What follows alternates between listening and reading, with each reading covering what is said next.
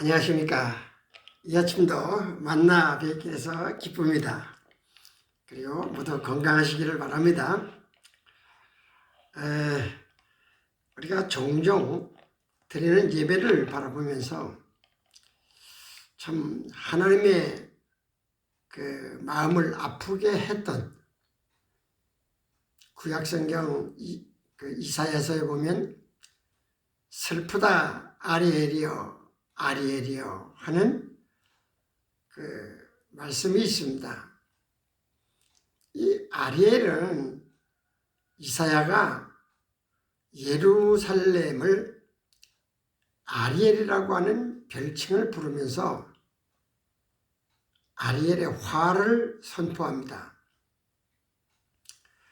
왜 이런 화를 선포하게 되었느냐?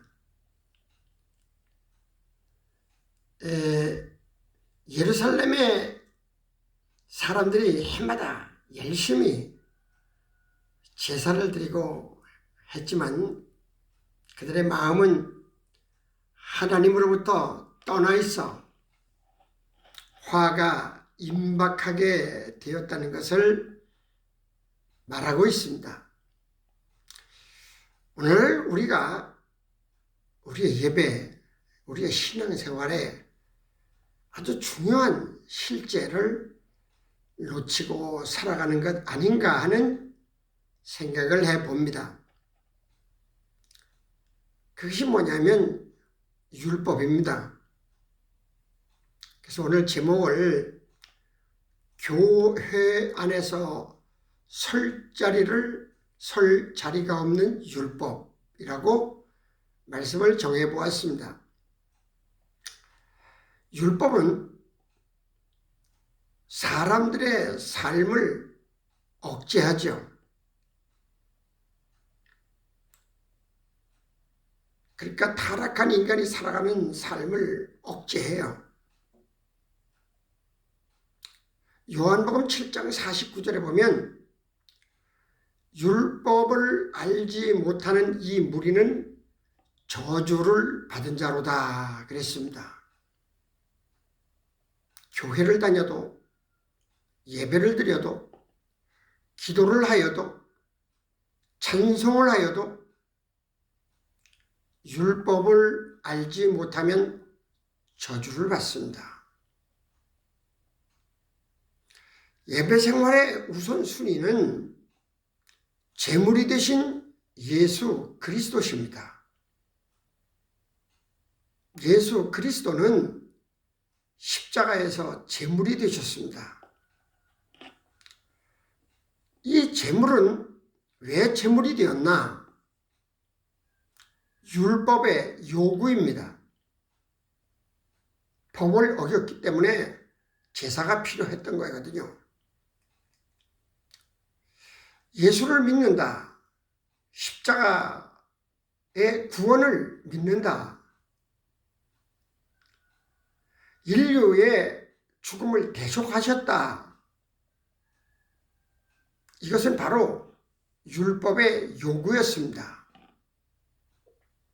그런데요, 놀라운 거는요, 죄 용서를 받았다는 사람이 자기가 무슨 죄를 지었는지, 죄가 무엇인지를 모른다면 이 얼마나 어처구니가 없는 일입니까? 율법을 보아야, 율법을 알아야 죄의 무게를 알게 되고 죄의 종류를 알게 되는 것입니다.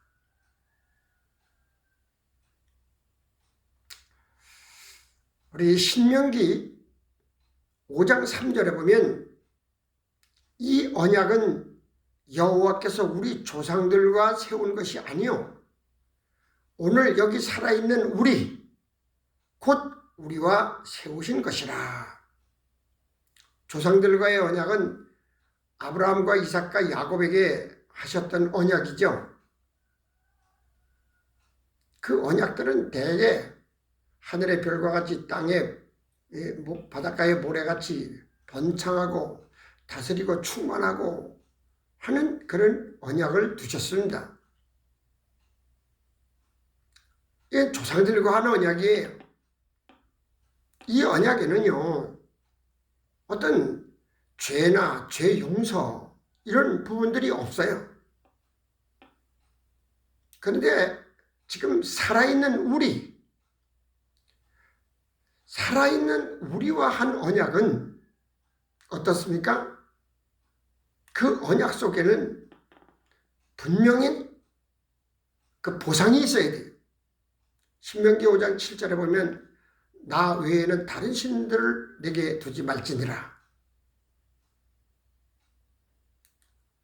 5장 8절에는 너는 자기를 위하여 새긴 우상을 만들지 말고 위로 하늘에 있는 것이나 아래로 땅에 있는 것이나 땅 밑 속에 있는 것에 어떤 형상도 만들지 말며, 이것을요 이 짧은 시간에 이 십계명을 다 설명한다 그러면 시간이 많이 걸리잖아요.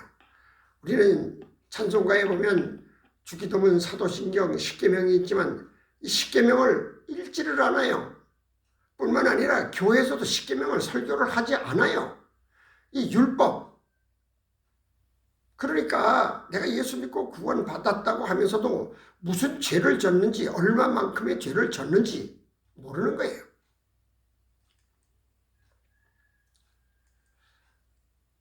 조상들과 세운 언약이라면 그저 하늘의 별같이 바닷가의 모래같이 번성하고 충만하고 다스리라 그랬어요.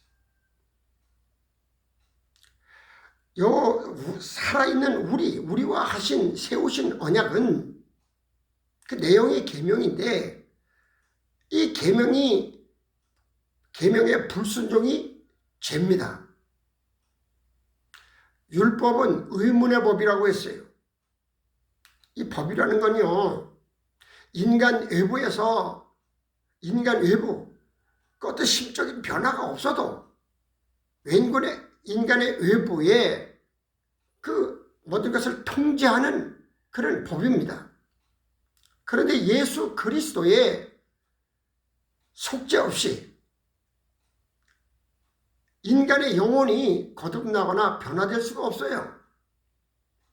그런데 예수 그리스도를 믿고 그분의 은혜를 받으면 영혼이 거듭나고 변화될 수가 있게 되는 것입니다. 그래서 실제로 우리와 세운 언약을 지킬 수 있도록 만들어주는 거죠. 그런데 오늘 살아있는 우리에게 주신 율법은 교회 안에 설 자리가 없어요. 어느 교회에서 율법을 가르치거나 율법 설교를 하거나 율법을 배우려고 하지 않아요. 참 문제가 많죠. 율법 종교인 교회가 율법이 설 수 없는 자리가 되어버렸다. 하나님의 사랑, 예수 그리스도의 은혜, 성령의 도우심을 뼛속 깊이 알려면 율법과 계명을 알아야 됩니다. 누가복음 16장 17절에 보면 그러나 율법의 한 획이 떨어짐보다 천지가 없어짐이 쉬우니라. 율법이 그만큼 소중한 거예요. 이렇게 크게 강조되는 율법이 교회에 설 자리가 없어요. 로마서 2장 13절에 보면 하나님 앞에서는 율법을 듣는 자가 의인이 아니요 오직 율법을 행하는 자라야 의롭다 하심을 얻으리니 이랬어요. 이 말이 아담과 하나님이 에덴 동산의 선악과를 따먹지 마라, 이 말 자체가 행위 언약이에요. 그런데 지금도 이 행위 언약을 바라고 계셔요. 율법의 기준이 뭡니까? 율법은 무엇입니까? 죄의 기준입니다. 로마서 3장 20절에 보면 그러므로 율법의 행위로 그의 앞에 의롭다 하심을 얻을 육체가 없나니 율법으로는 죄를 깨달음이니라. 율법을 봐야 죄를 깨달을 것 아닙니까? 내가 무슨 죄를 졌는지 율법을 가르쳐야 죄를 깨달을 것 아닙니까?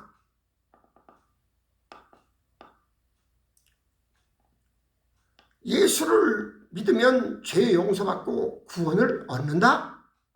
이렇게 말하잖아요. 로마서 3장 31절에 그런즉 우리가 믿음으로 말미암아 율법을 파기하느냐? 그럴 수 없느니라. 도리어 율법을 굳게 세우느니라 그랬습니다. 그러면 우리가 예수를 믿음으로 말미암아 그 예수 믿는 것 때문에 하나님이 세운 율법이 없어지느냐? 그럴 수 없다. 오히려 도리어 율법을 굳게 세우느니라. 새 사람이 되고 변화된 사람이 되면 그 율법이 더 중요해서 그 율법에 어긋나지 않기 위해서 애쓰고 노력하는 거예요.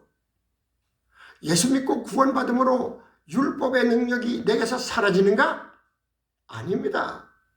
변화되고 성령 받은 사람은요, 더 그 율법을 통해서 죄가 무엇인지를 확실히 알게 됩니다. 그러면 어떻게 해야 되느냐? 로마서 8장 3절에 율법이 육신으로 말미암아 연약하여 할 수 없는 그것을 하나님은 하시나니 곧 죄로 말미암아 자기 아들을 죄 있는 육신의 모양으로 보내어 육신의 죄를 정하사 육신을 따르지 않고 그 영을 따라 행하는 우리에게 율법의 요구가 이루어지게 하려 하심이니라. 성령 받고 거듭나고 변화된 사람은요, 다른 것이 아니라 그 율법을 행하게, 율법의 요구를 이루어지게 하려고 성령을 주시는 겁니다. 은혜를 알수록, 하나님 사랑을 알수록, 성령을 받을수록 율법의 요구를 들어야 할 의무가 있음을 알아야 합니다. 그래서 그 율법을 두려워하고 또 예수 그리스도의 대속을 기뻐하고 그가 베푸신 구원의 은총을 완성하는 복이 우리들의 복이 되어지시기를 간절히 소원해 봅니다. 감사합니다.